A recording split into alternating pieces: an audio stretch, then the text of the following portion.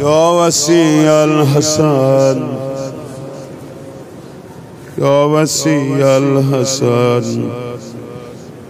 يا وسي الحسن والخلف الحجة أيها القائم المنتظر المهدي أيها القائم المنتظر المهدي يا ابن رسول الله يا حجة الله على خلقه يا سيدنا ومولانا إنا توجهنا واستجبنا وتوسلنا بك إلى الله وقدمناك بين يدي حاجاتنا يا وجيها عندك